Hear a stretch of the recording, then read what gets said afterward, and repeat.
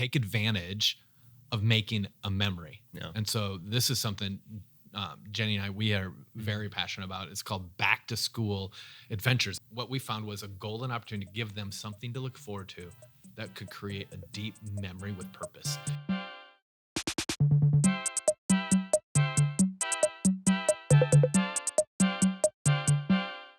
Hey, welcome to episode number 2 of the Something Different podcast. Once again, DK, Craig, Pastor right. Craig, PC. I like all of those. They look good on you. You wear them well. It took me a little while to handle PC. Yeah, because most people know who have been around ARC stuff and know Grow Conference. Oh, I thought you meant like the computer. You didn't want to be. No one knows what that is. It's all Apple. Are you a Macintosh? My floppy disk. Oh man, there was like the Yep. save icon that it is an old floppy disk, which most, I would say, teenagers, even 20-year-olds. Yeah. Did you ever use? Never used one. I know what it is, but yep, never used one. I'm 30, I think. I think I have some good sermons on those somewhere. Yeah. And then actually, they're probably not good because if they're that old, I don't think I. You've gotten better. Where did you cut your teeth on teaching? Like, how did you get better at it? Because you guys are both good. Yeah. You guys. Youth pastor. Being youth pastor. It's, yep, is a good built-in kind of benefit of youth pastoring is kids either don't pay attention or they put up with a lot somewhere in the middle there. So They put up with a lot, or you as the youth pastor. Yeah, put up exactly. with It's a lot? both and. You know, we're giving, Yeah, taking. we're playing. Today the topic is summer, and now that we are off and running on youth pastor, the summer reality. I would say a decade ago. I think you as a student, Derek, probably knew the old rhythm of how youth ministry summer. I think it's changed a little bit. Maybe it's coming back, but youth pastor summer rhythm. What do you remember of that as being a youth pastor? Because you were a youth pastor, Craig, for what, 32 years?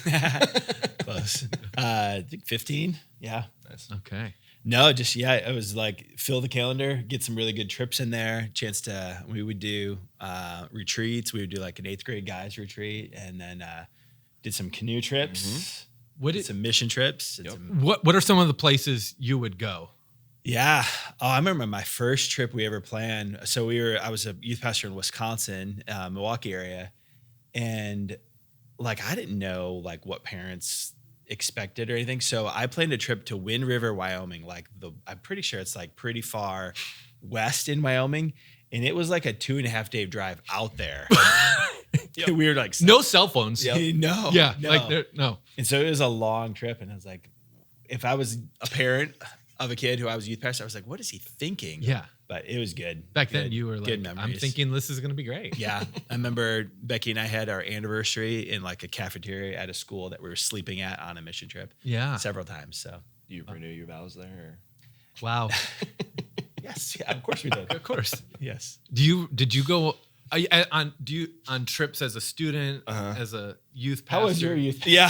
So both these guys were the youth pastors, but we did like paintball in the summer. Yeah. Canoeing was a big thing.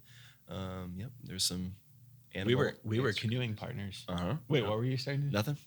We can do it. There's some animal extracurriculars that happened on some of those trips. I don't know if that was summer, but there may or may not have been a flaying of a raccoon that happened on that trip that made the Jay Leno late night news. So last time YouTube search was, can you find the original start of the podcast? Now it's, can you find the original news story of the church with the raccoon? If you Google search 14s kill a raccoon on a church trip, you'll probably get that's there. us. Yeah. We didn't. No, that wasn't us. That was you. No, you were guys just supervising. I was getting my camera.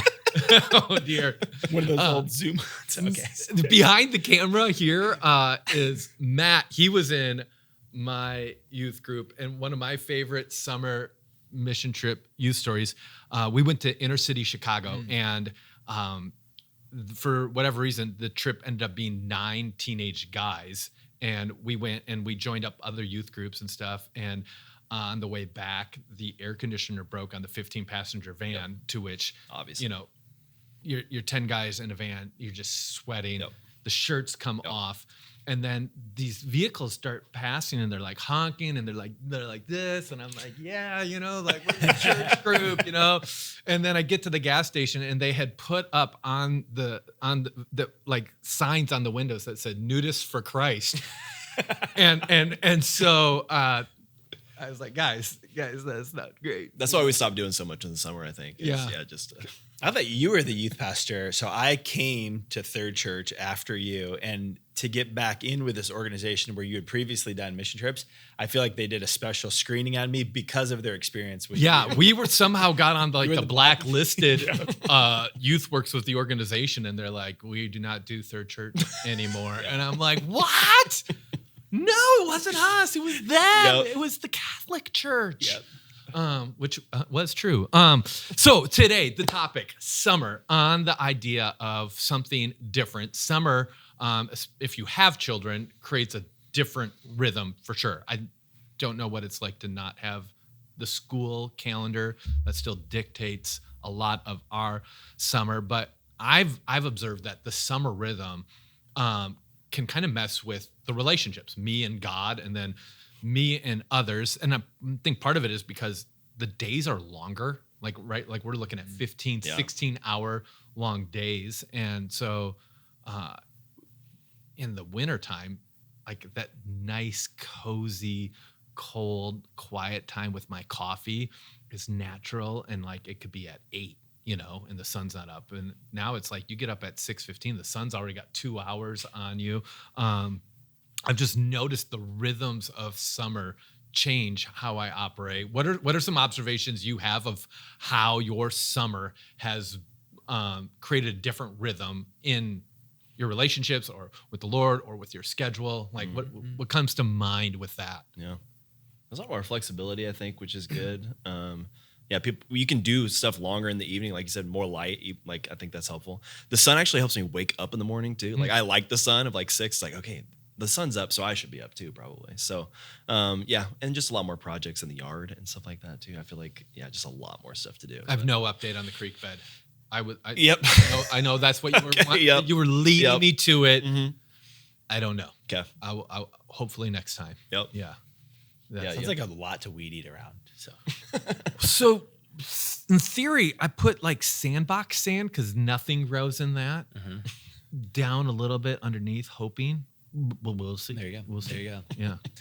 Yeah, I think it's just good. I mean, big picture, you just like God has a season for everything, and there's rhythms in that season. And I'm even as we're kind of newly into summer, so now the kids are sleeping in, and that's okay. Normally it's like get up for school at a certain time, and I'm home during that time. And now it's let the kids sleep in, and maybe I even go to work earlier, and so I'm there, kind of getting back, but just changing that time. Who doesn't know to sleep in is the dogs. No, they like interrupt. Yep. And we have a kind of still puppyish, let them out or you're going to pay for it. Yeah. So. What would you, some of you who are watching, you're like, well, I don't work at a church. My work rhythm hasn't changed. What are but their kids' reality has changed. What are some things that you think are like important to think about or be aware of for those, 12 weeks of summer, knowing that their kids' reality looks different than the school reality? How does one guide or think about that?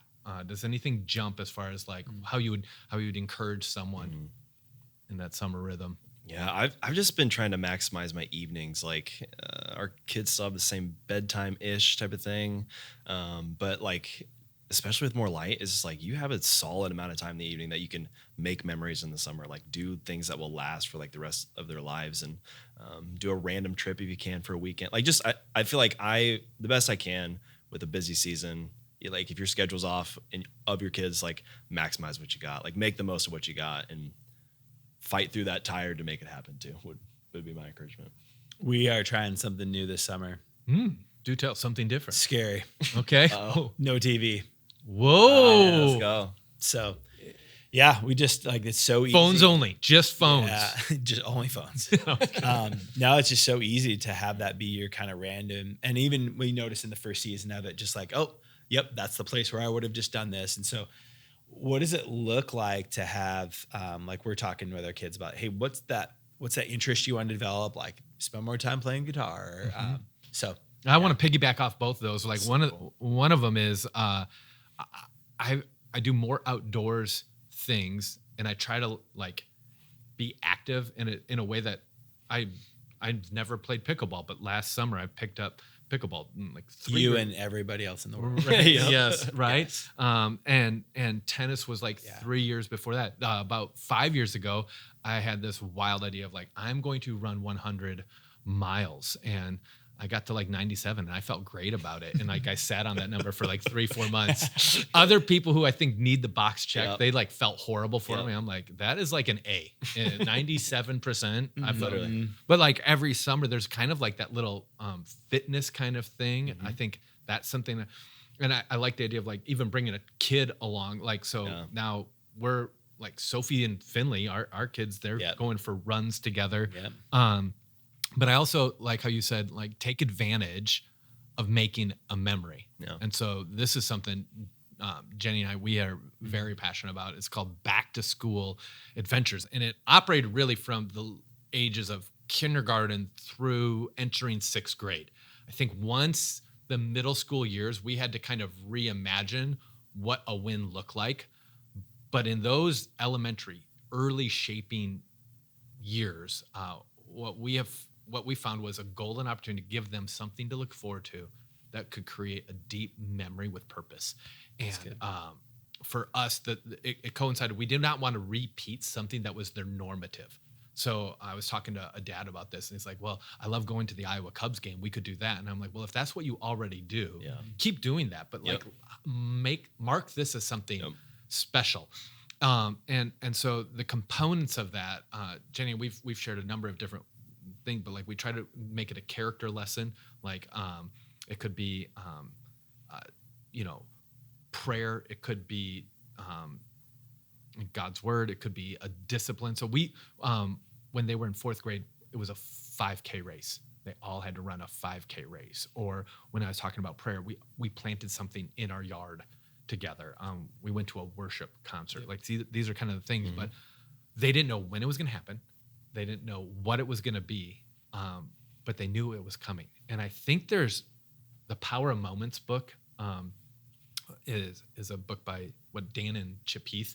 And in that book, they just said, why do we remember what we remember? And typically it's the first thing, the worst thing, and the best thing. Sometimes the ending, sometimes, but it's the first thing, worst thing, and best thing.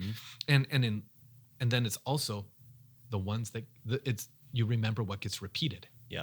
And so every year we did a back to school adventure, we would talk about the ones we used to do. Well, what did that do? That just enforced it deeper. And so if you're in the parenting world of my kids are in kindergarten through 5th grade, you don't have to do a back to school adventure, but I would encourage you, make a memory. Take advantage of an opportunity to instill something in them. I think the parenting series we did not too long ago, Parenting in the 21st Century, that could have been like 7 more weeks. And honestly, I read a number of books that were like, why didn't I know this sooner? There were some things that I articulated. Maybe if you were watching, you're like, holy cow, I'm like, no, I actually told you that after I had not learned that. So let's just be clear on that. I think, Jenny, we did a lot right, but I think just always being able to learn more and reading some of these books was huge, which leads me to the next thing about summer. I always have a summer reading list. And so in the show notes, I'll list my 4 favorite parenting books that I read. I read 10 for the parenting series, and some of you may be like, listen, that's I skim read. But like I'll give them about 4 best. But do you have any books you're set aside? Like, do you do like for me, I take a vacation and I find a vacation read, a non-work read. I love reading. So do you have anything like that you want to queue up? Put in the hopper? Any books at all? Any books? Yeah. I'm reading one called Grit right now by Angela Duckworth. Really cool name. it's been a really good book. Just learning how a lot of people look for talent, but grit is like the kind of the best talent to have. Learning how to get better, and I feel like something we've talked about even last episode of like having a growth mindset, like not a fixed mindset, but like you can keep getting better. So highly recommend that one. Super helpful. And then I try to read old books every once in a while. They're hard to read, so I'm trying like to the Bible. That is a really old book. Yeah. Try to read that one every day. But I'm trying to read Confessions by Augustine. That's Okay. been good, but Yeah. slow going. So Good job. yep. Guy. Yeah. I'm reading a couple books. You know the kinds you pick up and then you go back and forth and you don't remember the titles exactly? Yeah. Those kind. Yep. Mhm. And then I'm almost finished listening to a book called No Rules, and it's about the Netflix tell me culture. about it. Yeah. So it's about how they do stuff. Kind of yeah. leadership, but easy to find principles that you apply over to discipleship. So. Yeah. I have a list of books like that are like work. They've encouraged me. And then I have like the summer reading list, which are either historical fiction, or straight up fiction. I'm ready to read your recommendation list. Yeah, me too. Did you ever like Boys in the Boat Yep. audiobook? That was like, Mhm. and I think part of it was Jenny and we had back-to-back road trips, like my parents' 50th anniversary. Yeah. So we listened to it, and then we had a conference out in Seattle, Washington. And You were inspired. the setting of Yeah. Boys in the Boat is there, and we finished when we got there. So then it's about the University of Washington row team. Yeah. Yeah, So that's then cool. we went down to the Yep. University of Washington, which is an unbelievable, gorgeous campus. I was like, I want to go back to school. And so like saw the boat from the book, which is now a movie, and the movie is like, I was like, oh, this is gonna be a great at the movies. It wasn't. Boys in the Boat, Sully, John Grisham. That would be another I've borrowed that from you on vacation before. yeah. It's kind of a sad ending. It's like oh, Yeah. but I don't know, it was basketball. I read there's an author by the name of James Michener. He writes 1,000-page. Well, he's dead. He don't write anymore. But R.I.P. he would basically pick a region or a place and create a historical. It's fiction, but a historical unpacking of that entire place. So like Alaska, or South Africa, or Chesapeake, and so like, That's cool. I mean they're like deep, but like I just get lost in the story a little bit, so I like that. But have you read Truth? We'll finish up the book here. Total Truth. Yeah. That's It's on. my favorite book. That's your favorite Yeah. book. It's a strong stance, but you got to pick one, right? So Yeah. it's my favorite book. I don't Yeah. have one. Yep. Didn't ever picked. good. It's And really then good. another one is Impact Player, which you have pitched. Mhm. Like, so like one of the things, like I'm like, oh, I remember you mentioning this, and I remember. Yeah. So those are on my like reading list, but I'll work towards that. Now, Boys in the Boat, the movie. It was just a letdown after just the epic of listening to. The movie always lets you down, right? Like Not if you don't read the book. There it is. There's the That's golden fair. thread. Yeah. I would say the one movie that did not let me down was Wonder. Have you guys read that book? not read it or seen The it. first book I've ever read where like there's like you're following this one character for a few chapters, and then it's the same thing but from a different character's perspective. I was like, whoa. I remember reading that to Toby and just crying. Yeah. I'm crying Yeah. at this kid's book, and then I'm like, there's no way they can make that into a movie, Yeah. and they did. Let's go. And I'm crying, and it was beautiful. That's good. But at the movies, here I am. I'm in prep zone. Yeah. I'm watching some movies, not TV, no. But I'm looking for ideas. So maybe you're checking this out. You can go ahead. Do we have like, is it email us at somethingdifferent.cc? I think that's what it is. Sure. Yeah. If it's on YouTube, you can type it in the comments. Yep. Yeah. Yeah. Let us know. Right. I'm looking for movie ideas. So if you're going to go to a movie, I would love some of those ideas. Last thing I think is summer trip. And I just kind of want to like speak to you about summer and the illusion of margin. There's this thought that when summer comes, I have more time, but what you don't realize is you've actually put off a lot of things until summer, and then summer in itself creates long grass. And so you find yourself mowing, and upkeep looks different. And I was driving, well, often I see this where the front corner of a vehicle was like missing, like, and you're like, you took that turn too close. And I think summer is one of these things where like you can cut it too close. Like I'll invest in that relationship, the Lord, tomorrow.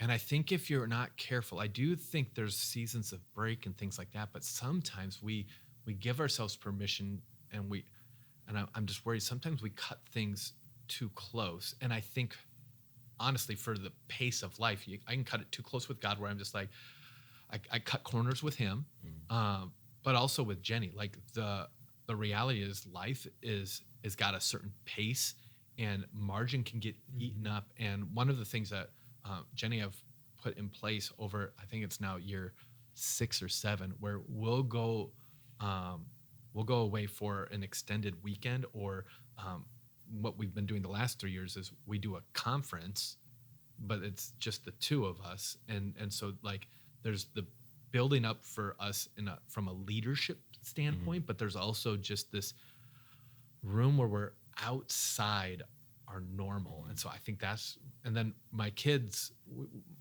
we're blessed. My brother has a great cabin in Minnesota. And so we do a family thing. And I just think like, and I get you need a vacation from the vacation, all of that. But if I were to bring encouragement to many who are listening, is like, you can outpace your ability to stay healthy by pushing so hard. And I think breaks are necessary. And summer's like got those natural built-in 3-day holiday weekends kind of thing. We just had one. The 4th is coming. And so I think from my perspective, I need a daily rhythm. I need a weekly rhythm. I need a monthly rhythm.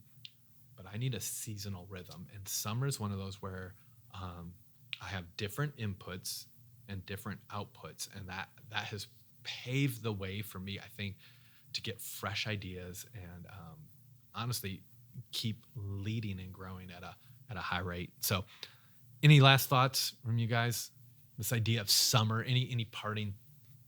Yeah, I think just with the car analogy you mentioned of like the way not to get into those fender benders is to pause, right? To take a better look and to know where you're going. And so I think summer is a good time where you're like you said, you're like, oh, all the things I could do in summer, and then you end up doing not the important things. So pausing, what are the most important things? What do I need to focus on? I think that's huge. It's a really good word.